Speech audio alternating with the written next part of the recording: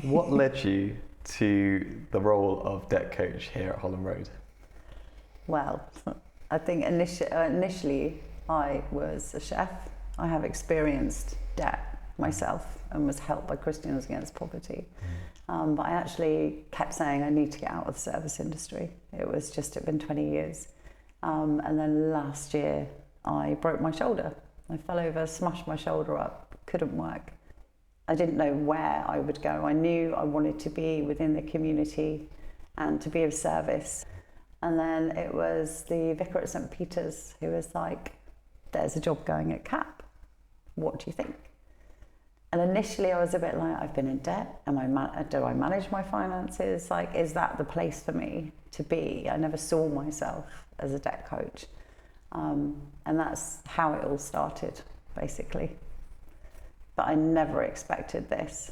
And even though I was in pain, I was at home, I was really guided through the whole process. And it kind of transpired in my interview that actually every single part of my journey up to today all of it's been used with seeing the clients and being a debt coach, which I never thought. I was like, I'm bad at maths. There's no way this is going to work. And it's not about that. It's just about coming alongside the clients, and my experience has really helped me with that. And it's just been astonishing, actually. I can't quite believe that I'm here, to be fair.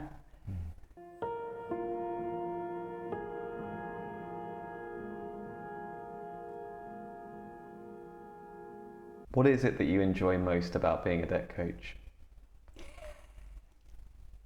Sorry, I was going to say working with Tina. No, I love working with Tina. She's amazing. I think it's the clients. It's coming alongside the clients and actually hearing them and listening to them. I think there's been many tears. I think I've noticed when you say to the clients, you're not on your own in this, and we bring the love of Jesus into it, just in our hearts. That's what we're asked to do.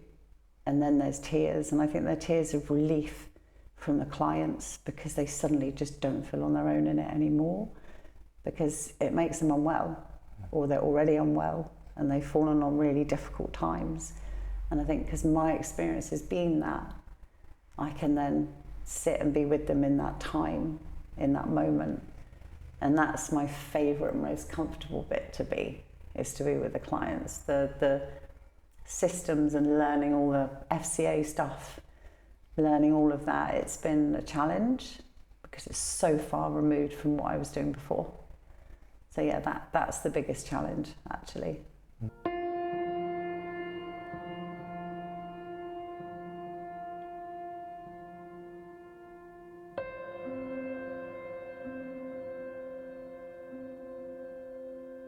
Are there any observations that you've made about some of the clients that we've helped out of debt? Any sort of common patterns or challenges? Recovery, like addiction, and the unmanageability of finance. And I've been in that place. I am in recovery myself. That's a really big part of it, because if you're not in recovery, everything is going to be unmanageable, and it will just keep going around in a loop. And I think really, ironically, I think the fear of being financially free is quite a huge thing. It was like when I was imagining maybe not drinking or using again, that seemed something out of my reach, or maybe I wasn't worthy of. And I feel that's a lot of what our clients come in with. It's that lack of self-worth, that maybe, yeah, you do deserve to be debt-free, and you do deserve to be loved and supported in a community, and maybe that's where the relief comes from.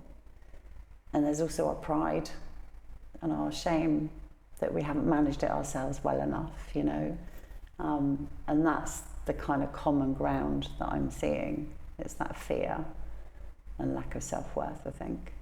And hopefully that's what we can bring from CAP and from Holland Road, that you are absolutely deserved of this. But that kind of stops people going through the process as well, I've noticed.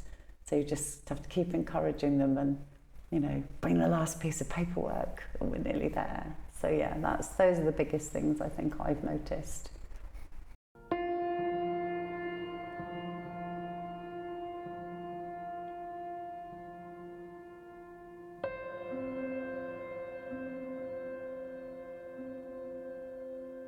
There was a gentleman who had been in prison for 16 months due to drugs, alcohol, but also drug supplying and stuff. So he did his time and he got clean and sober in prison.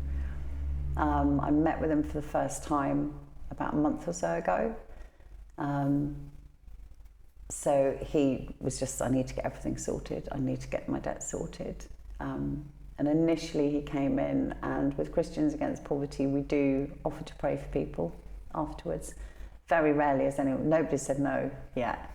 And I said to him at the end, and he's also in recovery, so there's that connection. But at the end I said, would you like me to pray for you? And he said, oh, do I have to get on my knees? And I'm like, no, not at all. And there were a few tears afterwards. Clearly, that's God. It's not my prayers, but that moment of God being there in that space. And there were tears, and now he wants to go on because he was like a set in his way. He's like, I'm a Buddhist. That's who I am, and that's fine. But then he has asked, he wants to go to Alpha, and he started coming to the Faith and Recovery meeting that I run at St. Peter's as well, to kind of explore that more. And now, and he's got all his stuff through, we're just waiting for a debt relief order to come through. And it's just to watch from where he was to where he is now is just the most beautiful, like that restoration and redemption from Jesus. And it's just like, wow, okay, I just bear witness to that whole journey nearly. And there's others that literally have been sat in the system for a couple of years or so.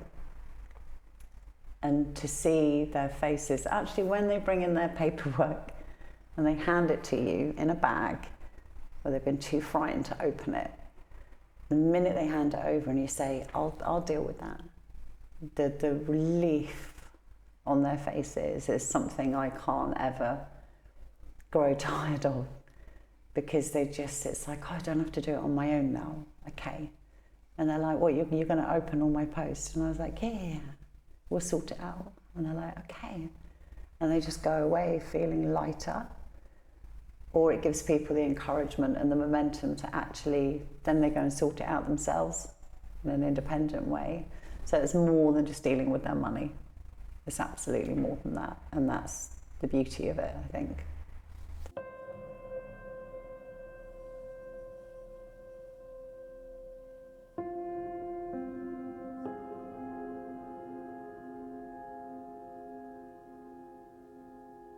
How can the church continue to support you and the work that CAP are doing here?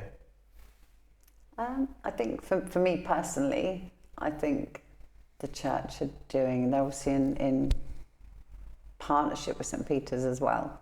So it's kind of like different kind of financing because we have to share our resources as churches because of funding. So for me personally, I feel I'm being absolutely supported 1,000,000%. But I think for us, the nearer, as time goes on, the more and more clients are being booked in. And there's 2 of us and then 1 person as a volunteer, 1 day a week. So the clients are picking up, people are in more crisis. So we know we're going to get an influx of more clients. And with that, we need more befrienders, we need more resources and the funding for that. Because even as a befriender, as a volunteer, they still need to have the same things that I do to come and be with those clients and to work through with those clients. So even things like literature, all the basic stuff we need from CAP, like we cannot do without the funding and the resources from the church community because the clients are becoming more, because people are in more crisis now.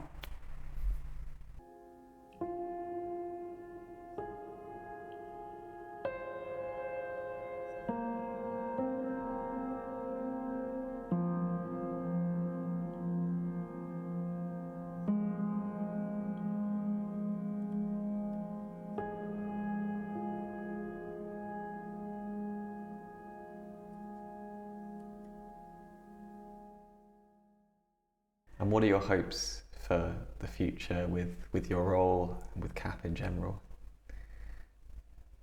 Do you know what? I think somebody said to me, they were like, this is the kind of job you could do until you retire, if not beyond. And I'm like, yeah, actually, I really didn't think I never saw myself doing this at all. But God just uses us in ways that I can never have imagined. Like, I had a little plan.